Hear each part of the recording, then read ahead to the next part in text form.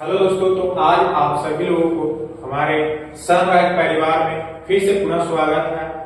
आज आप सभी लोगों के बीच लेकर के आया है साइंस का सवाल, जो कि बहुत ही महत्वपूर्ण होने वाला है। ये साइंस के सवाल तो आप सभी लोग इस वीडियो पर लास्ट तक बने रहें, ताकि आप सभी को इन सारे महत्वपूर्ण सवाल की जानकारी मिल सके। चलिए आते हैं। पहला सवाल है हमारा, किस दर्पण की फोकस दूरी ऋणात्मक होता है, यानी निगेटिव कौन सा दर्पण का फोकस दूरी होता है? अवतल दर्पण, समतल दर्पण, उत्तल दर्पण और नन है, यानी इनमें से कोई नहीं।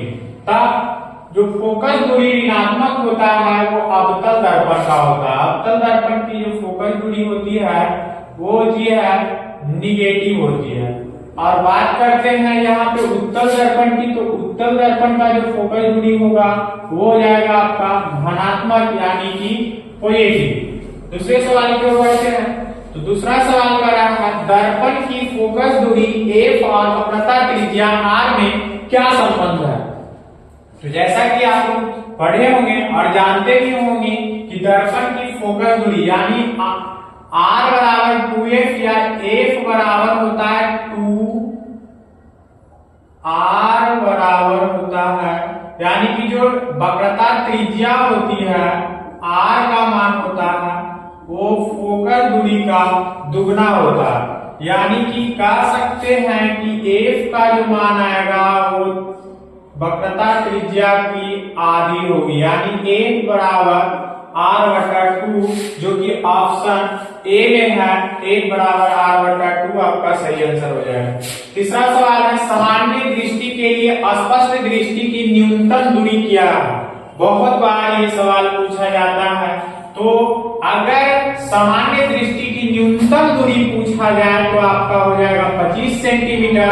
यही अगर पूछ ले अधिकतम दूरी, तो अधिकतम दूरी जो होती है, अधिकतम दूरी तो वो हो जाएगा आपका अनंत हो जाएगा, यानी कि उसका कोई अंत नहीं है। चौथा सवाल की ओर बढ़ते हैं। मानव आंख की रेटिना द्वारा बनाई गई छवि यानी प्रतिबिंब कैसा होता है?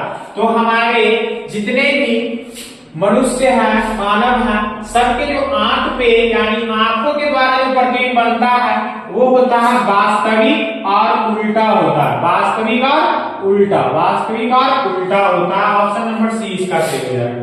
पांचवा नंबर सवाल की बात करते हैं। आकाश का रंग नीला प्रतीत होता है, तो आकाश का रंग जो नीला प्रतीत होता है वो हो जाएगा आपका ऑप्शन नंबर सी, प्रकाश के प्रकीर्णन के कारण।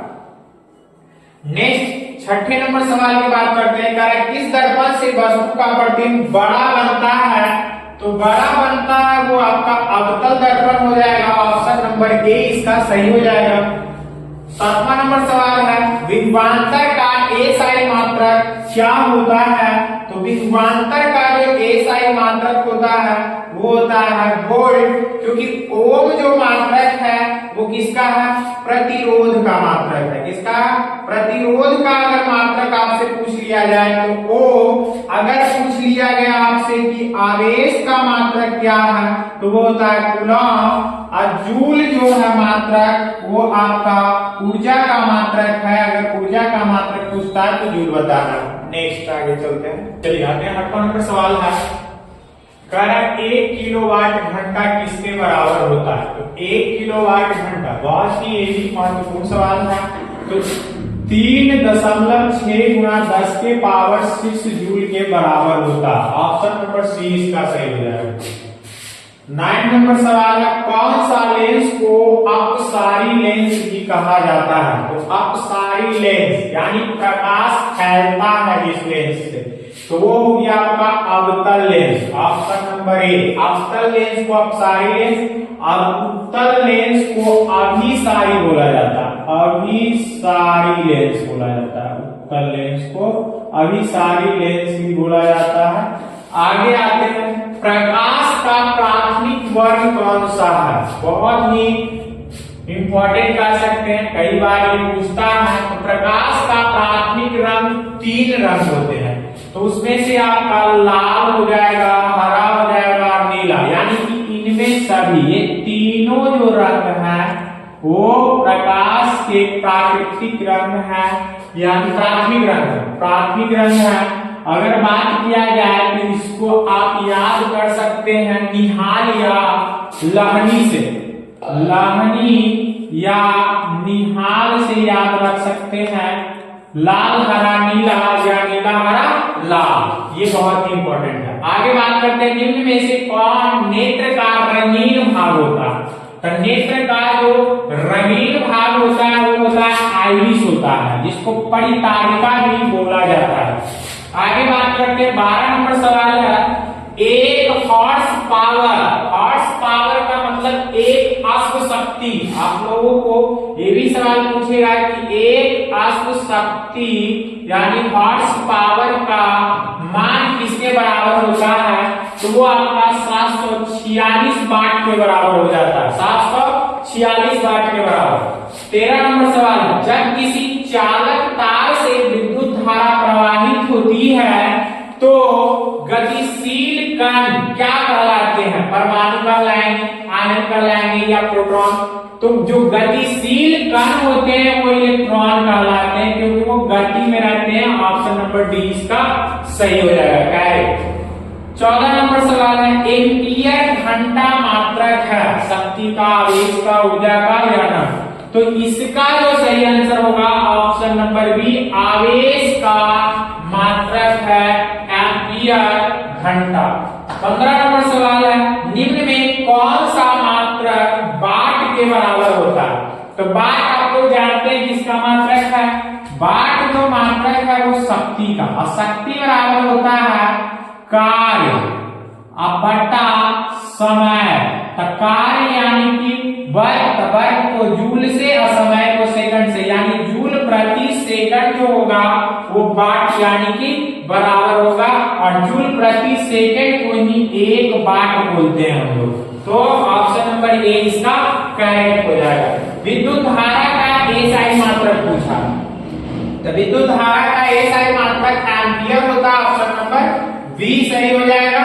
वोल्ट जो होता है वो विभवांतर का होता है, यानी विभवांतर का मात्रक वोल्ट हो गया। ओम किसका होता है, तो ओम होता है प्रतिरोध का मात्रक, प्रतिरोध का एसआई यूनिट। और वाट अभी बताया है किसका होता है, शक्ति का मात्रक होता है वाट। आगे नेक्स्ट सवाल की ओर बढ़ेंगे। 17 नंबर सवाल की ओर कह रहा है, निर्वात में प्रकाश की चाल क्या होती है। बहुत बार ये सवाल आपको पूछा है और इस बार भी पूछेगा ही पूछेगा।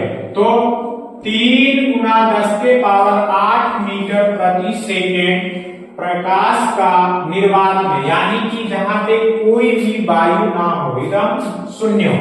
18 नंबर सवाल है, लेंस में मुख्य फोकस की संख्या कितनी होती है। तो लेंस में जो मुख्य फोकस की संख्या होती है वो 2 होती है। 19 नंबर सवाल का, हजामत के लिए किस दर्पण का उपयोग करते हैं।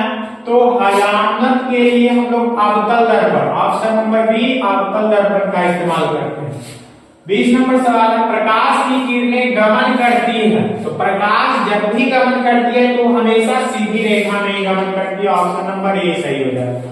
21 नंबर सवाल है, प्रकाश के अपवर्तन के कितने नियम हैं। तो अगर पूछा जाए कि प्रकाश के अपवर्तन के कितने नियम हैं, तो 2 नियम हैं, आपका ऑप्शन नंबर बी सही हो जाएगा। दूसरा सवाल है, प्रकाश के परावर्तन के कितने नियम हैं। तो प्रकाश के परावर्तन के भी 2 ही नियम हैं, ऑप्शन नंबर बी हो जाएगा। पूछा 23 में दर्पण सूत्र, तो दर्पण सूत्र जो होता है 1/v + 1/u बराबर 1/f हो जाएगा दर्पण सूत्र। अगर लेंस सूत्र की बात करते हैं 24 नंबर सवाल, तो लेंस सूत्र हो जाएगा 1/v - 1/u बराबर 1/f हो जाएगा। 25वां नंबर सवाल बहुत ही शानदार सवाल है, ये पूछता है ग्लोबल वार्मिंग के लिए उत्तरदायी गैस कौन सा है। ऑप्शन दिया है, ऑक्सीजन है, अमोनिया है, कार्बन डाइऑक्साइड है और नाइट्रोजन। तो इसमें आपका option number C carbon dioxide हो जाएगा। देखिए मुख्य रूप से ग्रीन हाउस गैसें जो है ग्लोबल वार्मिंग के लिए, तो वो आपका है कार्बन डाइऑक्साइड है, मीथेन है, CFC यानी क्लोरोफ्लोरोकार्बन जलवाष्प होता है और एक है आपका नाइट्रस ऑक्साइड। ये सारे गैस है ग्रीन हाउस गैसेज है। तो ये ग्लोबल वार्मिंग के लिए उत्तरदायी गैसेज होते हैं और बाकी जो है ये सब नहीं होते हैं। तो ये सारे 1 2 3 4 5 जो है वो ग्लोबल वार्मिंग यानी ग्रीन हाउस गैस है। तो आज के लिए 25 सवाल साइंस का बहुत ही महत्वपूर्ण, और इसके बाद नेक्स्ट वीडियो में नेक्स्ट सवाल लेकर के आएंगे।